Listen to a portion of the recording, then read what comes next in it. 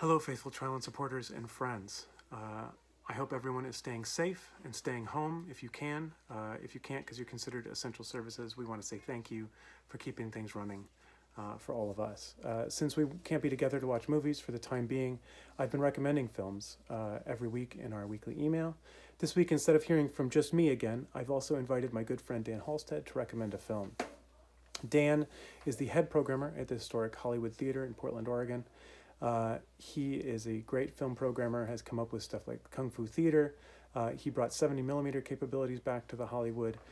He also is the owner of one of the greatest Kung Fu collections of rare 35mm prints in the United States.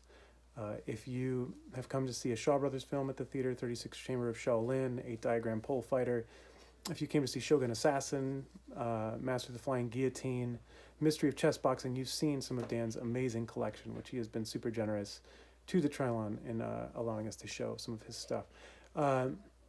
Dan has been called the Indiana Jones of film collecting.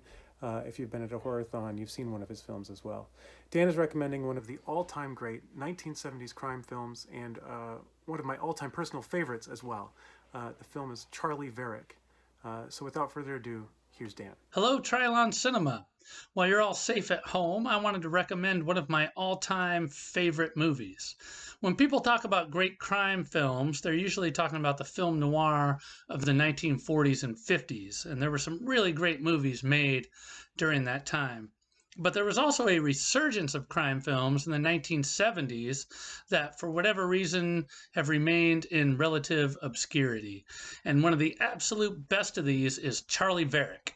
It's directed by Don Siegel, who had made some film noir earlier in his career and then was most well known for directing Dirty Harry. This stars Walter Matthau as the head of a group of criminals who rob a bank in the opening scene of the movie, and they end up with a pile of cash that belongs to the mob. Jodan Baker co-stars as a vicious hitman out to reclaim the cash, and he gives the performance of his career in the process. And it's an incredibly well-written film. It moves along at a great clip, and it has some incredible twists along the way. So please stay safe. Continue your support of the Trylon Cinema. I think it's one of the best theaters in the entire country. And please enjoy Charlie Varrick.